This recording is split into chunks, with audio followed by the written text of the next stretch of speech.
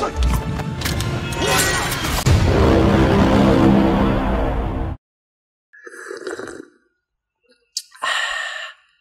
guys. Halo semuanya, kembali lagi dengan Naruto kesayangan Anda, Johnny di sini. Yo, kali ini kita akan bahas film Nobody 2 yang mana ini merupakan sequel kedua dari film Nobody yang sebelumnya. Film ini disutradarai oleh Bang Timo yang mana merupakan salah satu sutradara top dari Indonesia. Yang mana dari film ini akan bercerita tentang Mansell dan keluarganya yang akan berlibur saat musim panas hingga mereka pun terlibat dengan salah satu mafia wanita paling brutal di dunia. Kok bisa bang? Simak saja ceritanya, walau awalnya terlihat membosankan tapi di akhir akan membrutalkan. Dan gak usah banyak-banyak lagi, siapkan kopi dan surya kalian, tapi jangan lupa like, komen, dan subscribe untuk bantu Saripata agar lebih maju. Langsung saja kita filmnya. Squad. Film dibuka dengan memperlihatkan seorang bapak-bapak bersama seekor anjing yang sama seperti di film pertamanya, yang mana mereka diinterogasi oleh dua agen yang menanyakan siapa mereka. Namun kali ini beda, si bapak-bapak brutal ini menjawab kalau kami bukan siapa-siapa. Kalau kalian lupa, kita akan diperkenalkan dengan tokoh utama kita, yaitu Bapak Mansell yang kelihatannya seperti kayak orang cupu tapi aslinya sangat membrutalkan. Yang mana setelah 4 tahun dari kejadian pembantaian mafia Rusia, kini Mansell telah pindah. Mansell tinggal bersama istrinya Becca dan 2 orang anaknya yang sudah mulai remaja, yaitu Brady dan Abby. Sekarang keseharian Mansell kali ini kembali ke masa lalunya, menjalani misi-misi rahasia yang penuh kebrutalan, namun ia selalu menyempatkan diri untuk mengabari istrinya yang selalu menunggunya untuk pulang.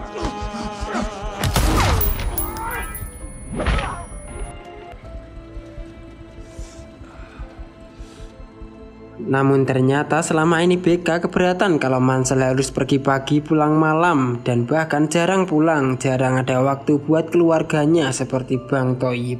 Keesokan harinya saat Becca akan berangkat, ia mengatakan kepada Mansell kalau sebentar lagi adalah liburan musim panas, yang mana Becca meminta Mansell untuk mengambil cuti agar ada waktu untuk keluarganya. Namun di sini Mansell meyakinkan Becca kalau ia akan mencoba untuk meminta cuti kepada atasannya, walaupun itu sedikit sulit.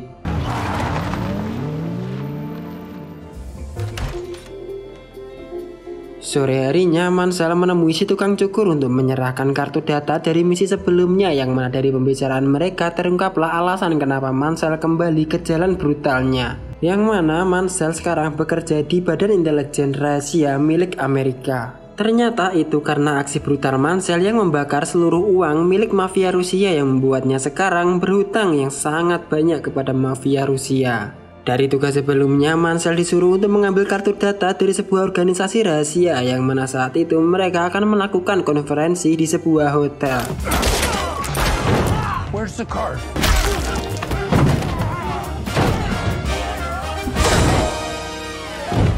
Namun setelah Mansell berhasil mendapatkan kartu data itu, ia malah dihadang oleh beberapa pasukan tambahan yang memakai MP7.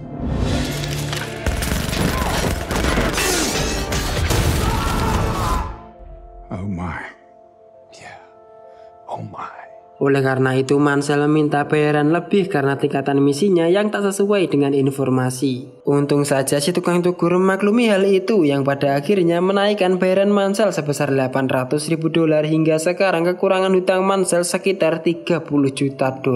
Wih, masih banyak anjay. Saat Mansell akan diberi tugas selanjutnya, ia dengan berhati-hati meminta izin untuk cuti karena saat pertempuran sebelumnya ia melihat pamflet dari Pramalville untuk berlibur dengan keluarganya saat musim panas. Karena melihat perjuangan Mansell untuk melunasi hutangnya yang sangat besar itu sangat keras, si tukang syukur akhirnya memberikan izin kepada Mansell untuk cuti sebentar. Setelah itu, saat di rumah, Mansell menunjukkan iklan Pramalville meskipun iklan itu sudah jadul dan seperti grafik pembunuhan.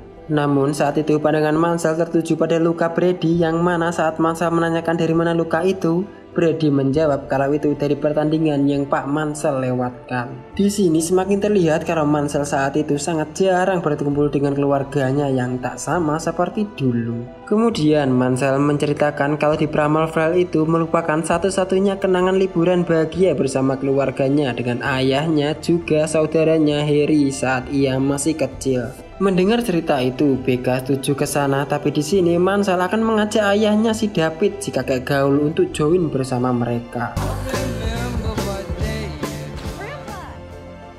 Singkat cerita, Mansell dan keluarganya sampai di Primalville, yang mana di sini Brady dan Abby mendapatkan satu kamar yang sama. Namun dikarenakan mereka tak mau tidur bersama, di sini kakeknya David menawarkan kamar miliknya untuk Abby karena ia ingin tidur di pondok tua miliknya dulu, yang mana berada di ujung Primalville. Setelah itu mereka pun menuju ke kolam renang bersama. Tapi karena ada insiden, kolam itu ditutup sementara hingga besok. Namun sebagai gantinya mereka mendapatkan kupon dari hotdog. Sementara itu kakaknya David sepertinya tak tertarik akan hal itu, yang mana ia memutuskan untuk berpisah dan ia ingin bersantai di pondok lamanya. Sesampainya di sana, Mansell membayangkan kenangan masa lalunya bersama keluarganya saat mereka menikmati hotdog bersama di tempat itu. Namun saat itu Mansell yang terbawa suasana terus-menerus tersenyum, yang membuat salah satu sheriff salah paham menganggap si Mansell ini tidak beres.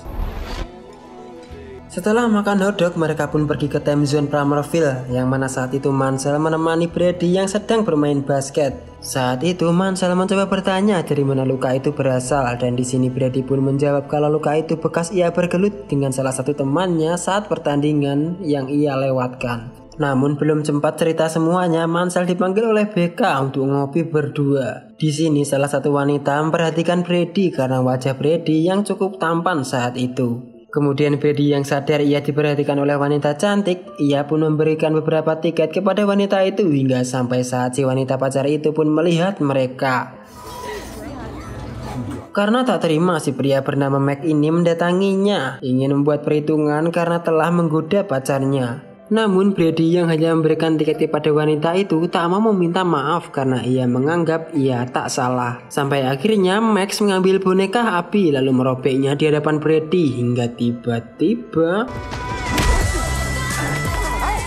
saat Brady berhasil memiting Mac hingga tak bisa bergerak, salah satu penjaga malah berpihak kepada Mac lalu melemparkan Brady menjauh. Mac lalu melemparkan bola baseball ke arah Brady yang untung saja Mansell berhasil menangkapnya. Di sini Mansell tak terima karena Brady yang tak salah. Ia pun terus ngotot membela anaknya hingga BK datang untuk meredakan Mansell, mengingatkan kalau mereka sedang masa liburan. Namun saat emosi Mansell sudah mulai mereda, ia melihat putri kecil kesayangannya dicetak oleh penjaga itu tepat di hadapan matanya.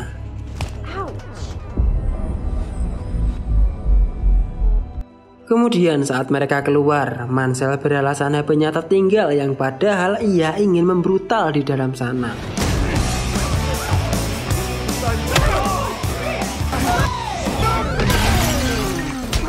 How's that feel? Akibat dari kejadian itu, Mansell dan keluarganya dibawa ke kantor polisi terdekat yang mana untuk menjelaskan apa yang telah terjadi. Namun saat BK menjelaskan kalau mereka tak salah, polisi-polisi itu seakan tutup mata dengan alasan dari BK, sama seperti polisi di mana gitu. Sementara itu Mansell yang saat itu bersama Brady di luar mengatakan kalau ia jangan memecahkan masalah dengan kekerasan karena itu memperburuk keadaan. Namun di sini Brady malah mengatakan kalau sepertinya ayahnya melakukan hal yang lebih parah kepada mereka. Memang gak tahu diri Mansell ini. Kemudian Mansell dibawa oleh sheriff yang tadi bertemu di tempat hotdog bernama Abel, yang saat itu ia masih menganggap kalau Mansell itu tidak waras. Ternyata si polisi itu merupakan anak buah dari Wade Martin yang merupakan pemilik dari Primalville, sekaligus Max yang dihajar oleh Brady itu merupakan anak dari Martin. Pada akhirnya Mansell dibebaskan oleh Martin karena ia harus menjaga citra turis terhadap tempat usahanya. Tapi berbeda dengan Abel yang masih tak terima dengan Mansell dan menganggapnya si Mansell itu bukan pria sembarangan. Get the boys together.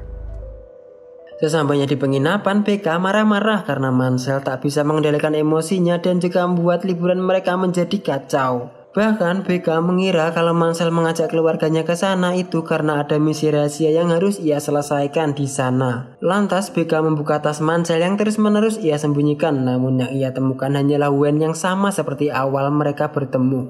Tentu saja BK yang melihat hal itu pun tersentuh hatinya karena mengira Mansell yang tak ingin hanya liburan dengan keluarganya. Keesokan harinya mereka pun bersenang-senang di Primalville yang mana mereka menikmati wahana tembak-tembakan, mandi bola, bermain di dalam ruangan kaca hingga menaiki komedi putar. Namun saat itu Mansell menyadari ada seorang polisi yang terus-menerus mengawasinya dari kejauhan yang tentu membuatnya sangat tidak nyaman. Hingga saat ia bersama keluarganya akan menaiki kapal bebek, ia melihat beberapa polisi dan preman menuju ke arahnya. Akhirnya Mansell memutuskan untuk berpisah dengan keluarganya untuk menaiki perahu selanjutnya karena ada urusan yang harus ia selesaikan. Di sini Mansell mengatakan kepada polisi dan preman itu kalau ia hanya ingin menikmati liburan keluarganya dengan tenang tanpa ada gangguan karena ia tak ingin memperpanjang masalah mereka. Namun belum sempat mengatakan semuanya, ia malah keburu diserang oleh salah satu preman.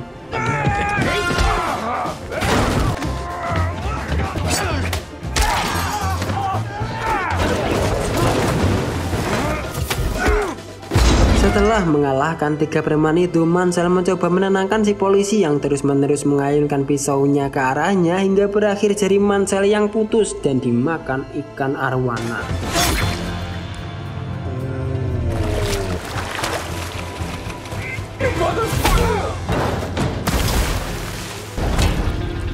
Karena tak terima akan hal itu, Mansell kembali ke atas perahu karena di sini ia ingin memberitahu mereka kalau ia sedang cuti liburan dan tak ingin diganggu.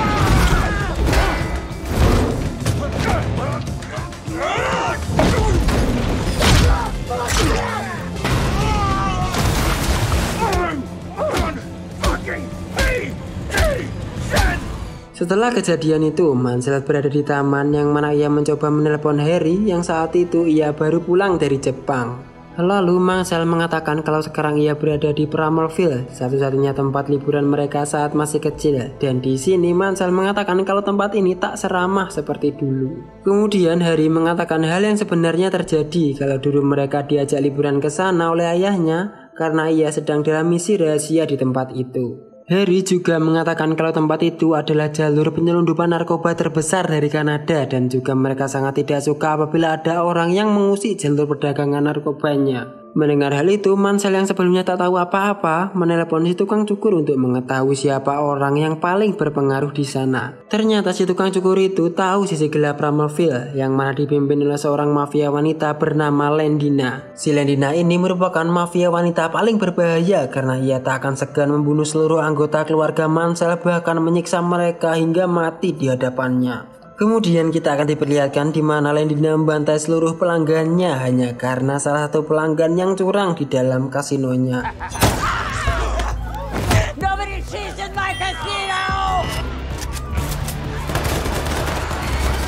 Kemudian kita akan diperlihatkan Martin dan juga si Abel, polisi korup yang sedang mempersiapkan setumpuk uang dan juga beberapa narkotika di mana barang-barang itu akan diserahkan kepada Lendina. Dari percakapan Martin bersama Lendina, terungkaplah alasan Martin menjadi bawahan Lendina yang mana sejak dari zaman ayahnya mempunyai utang banyak sekali kepada Lendina dan sekarang Martin yang harus menanggung hutang-hutang tersebut. Sampai akhirnya Martin pun memberitahu kepada Lendina kalau saja ini merupakan setorannya terakhir karena ia sudah menghitung seluruh utang milik ayahnya. Namun Lendina menjawab kalau hutang dari ayahnya Martin itu tak akan pernah selesai hingga ke generasi selanjutnya. Mendengar hal itu, Martin yang tak mau anaknya terlibat dalam hutang miliknya hanya bisa termenung dan meratapi nasibnya. Sementara itu, Abel dikabari oleh anak buahnya yang mana mereka gagal untuk membunuh Mansell karena mereka terlalu meremehkan Mansell yang adalah seorang turis biasa. What the fuck are you talking about? Tak lama setelah itu, Abel juga ditelepon oleh Lendina secara langsung.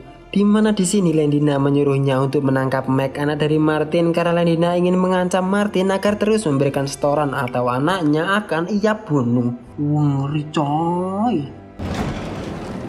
Sore harinya setelah Abel berhasil menangkap Meg, si Abel si polisi korup itu akan menyerahkan Meg dan beberapa setoran uang juga narkoba kepada anak buah Lendina. Mansell pun datang. Yang mana di sini Mansell langsung menyiram uang itu dengan bensin karena ia ingin mengancam mereka agar tak lagi mengganggunya saat ia sedang liburan bersama keluarganya. Namun di sini Abel malah menertawakan Mansell karena ia tak tahu Lendina kalau marah akan terjadi seperti apa. Tapi Mansell tak ragu akan keputusannya dan mengarahkan korek miliknya untuk membakar seluruh uang Lendina. Abel si polisi korup itu pun mengiyakan permintaan Mansell karena ia lebih takut apabila Lendina tahu kalau uangnya telah hangus terbakar. Go.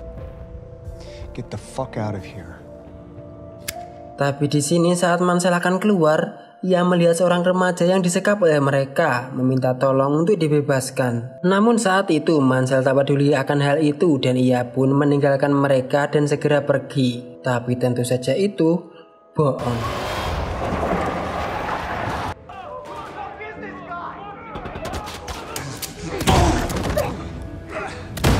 Di dalam sana, Mansell membrutal hingga saat ia harus disurutkan dengan posisi kepala yang mengarah ke sebuah gerenda. Untung saja di sini Mansell berhasil menusuk musuhnya dengan pipa Ruchika yang membuat keadaan berbalik.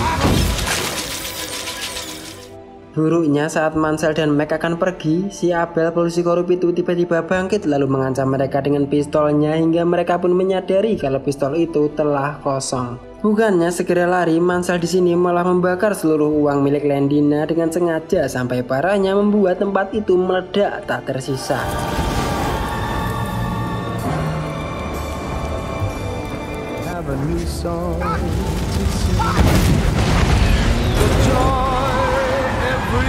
Tak lama setelah kejadian itu, si Lendina mendapatkan kabar kalau pasukannya telah dibantai dan ditambah lagi uangnya juga narkoba miliknya telah habis terbakar. Tentu saja yang tidak lain pelakunya yang sudah kita tahu adalah si Pak D. Mansell. Namun anehnya saat Lendina menanyakan informasi dari Mansell, mereka tak menemukan informasi apa-apa yang bisa mereka dapatkan selain foto-foto mereka saat liburan di Pramerville bersama keluarganya. Amarah dari Lendina semakin memanas karena melihat orang yang telah berani bermacam-macam kepadanya terlihat seperti bapak-bapak turis biasa yang wajahnya bahkan sangat terlihat cupu, sehingga Lendina pun akan menunjukkan siapa dirinya kepada si Mansell. Sementara itu Mansell membawa Max ke pondok miliknya yang mana di sini Brady sempat akrab dengannya karena ia melihat beberapa luka di wajah Max. Di sisi lain BK marah kepada Mansell karena ia sudah terlalu dalam terlibat akan masalah di sana. Juga ia sangat kecewa kepada Mansell karena telah mengacaukan liburan musim panas keluarganya.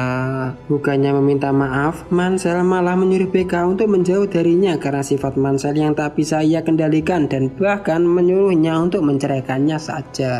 Untung saja di sini BK sekali lagi memberi kesempatan Mansell untuk menyelesaikan masalah ini hingga selesai karena ia adalah seorang ayah. Setelah itu Mansell pergi ke tempat Martin yang tanpa frustasi karena seluruh setorannya telah dibakar oleh si Mansell ini. Saat itu Martin tak tahu kalau anaknya telah diculik oleh Lendina dan Mansell lah yang telah menyelamatkan nyawa anaknya. Lantas Martin terus-menerus menyerang si Mansell. Tujuan Mansell ke sana sebenarnya untuk mengatakan hal itu, tapi karena emosi Martin yang telah tinggi, Mansell harus menggunakan sedikit hantaman agar ia bisa didengar. Setelah itu Mansell menceritakan semuanya dari ia membakar seluruh uang Martin dan juga narkoba miliknya hingga Abel si polisi korup yang telah berkhianat karena mencuri putra Martin untuk Lendina. Mendengar hal itu, Martin berterima kasih kepada Mansell karena Max merupakan satu-satunya keluarga yang saat ini ia miliki. Lalu Martin mengajak Mansell ke ruangan rahasia milik ayahnya yang telah dibunuh oleh Lendina. Di sana banyak sekali senjata karena ayah Martin sebelumnya ingin melawan Lendina, namun ia keburu dibunuh oleh Lendina itu sendiri. Sementara di sisi lain, Lendina tentu saja akan bergerak dengan seluruh pasukannya untuk memberi pelajaran kepada Mansell yang saat itu berada di Pramerville. Yang mana saat itu Pramerville akan ditutup sementara oleh Martin karena mereka akan mempersiapkan tempat itu untuk medan tempur untuk melawan Lendina. Ternyata di sini Harry datang ke sana yang mana ia akan membantu Mansell untuk mengalahkan Lendina. Ditambah lagi David, ayahnya Mansell, si kakek gaul yang membantunya untuk memasang bom di seluruh tempat dan juga ia akan mempersiapkan senjata andalan miliknya di atas kolam. Di saat Mansell berkeliling, ia tak sengaja melihat anjing yang terkurung di ujung Pramerville. Karena tak ingin melihat anjing itu mati, Mansell pun melepaskannya agar ia bisa hidup bebas. Setelah itu, Mansell, Harry, dan ayahnya David berkumpul. Yang mana di sini David memberitahu mereka kalau mereka sudah menjadi bagiannya lebih baik darinya saat masih muda. Saat itu Harry memutuskan untuk berpisah karena ia akan menjaga pondok tempat anak-anak Mansell berada. Karena ia yakin secara pasti kalau Lendina beserta pasukannya akan menuju ke sana.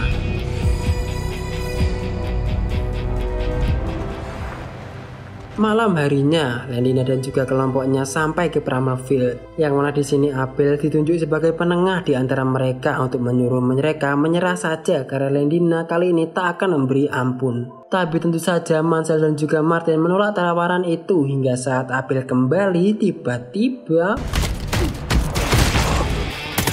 tembakan itu berarti pertempuran mereka sudah dimulai. Yang mana di sini Mansell menggunakan senjata Thompson miliknya untuk membantai beberapa anggota Lendina dan memancing mereka untuk masuk ke dalam ruang kaca hingga tiba-tiba di saat yang sama, Martin memancing beberapa pasukan untuk menuju ranjau yang sudah ia pasang. Lalu, kebum, mereka semua meledak. Tapi buruknya saat akan kabur, kaki Martin tertembak yang membuatnya kesulitan berjalan. Sementara itu, Mansell memancing beberapa pasukan ke arah ayahnya yang sudah siap menggunakan tembakan torpedo yang sudah ia siapkan. Saat Mansell lengah, salah satu pasukan datang dan membasoka tepat ke arah ayahnya David.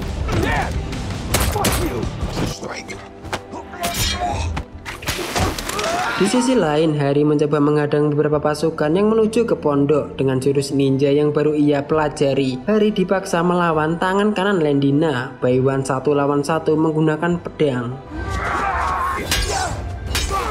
Tentu saja pria itu bukanlah tandingan dari Harry yang mana terlihat hasil akhir pertandingan mereka. Harry menebas kepala tangan kanan Lendina.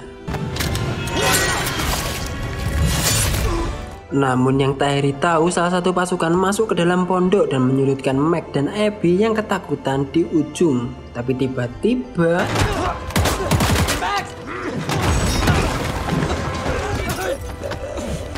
kembali kepada brutal Mansell, di mana di sini Lendina dan dua anak buahnya yang terang-terangan bertemu dengan Mansell langsung menyerangnya.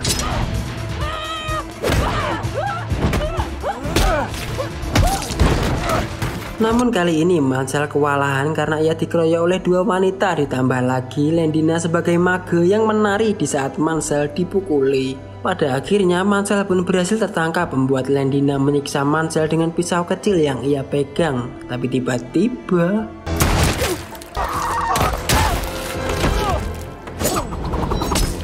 pisau itu mengarah ke pundak Martin hingga membuatnya tak bisa bergerak. Lantas Lendina pun langsung menekap Mansell dan mencoba untuk membunuhnya saat itu. Sebuah peluru bius pun datang tepat ke arah Lendina. Ternyata tembakan itu berasal dari Becca yang ingin bantu suaminya untuk mengalahkan Lendina. Namun buruknya bius itu tak langsung membuat Lendina tumbang hingga sebuah pisau terlempar dari tangan Lendina.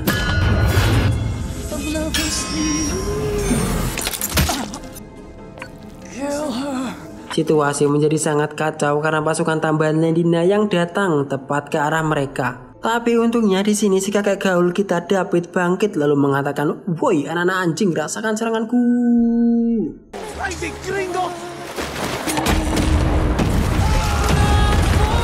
Tempat itu pun meledak dan terbakar tak tersisa. Setelah itu kita akan dibawa ke awal film yang mana ada dua interrogator yang menginterogasi Mansell, seekor anjing, dan juga istrinya Becca. Di mana saat mereka bertanya siapa mereka sebenarnya, Martin pun menjawab kalau kami bukan siapa-siapa. Tentu saja kalian sudah tahu endingnya, yang mana dua interrogator itu langsung ditelepon oleh dua atasan mereka, menyuruh mereka untuk melepaskan mereka dan juga istri Mansell saat itu juga.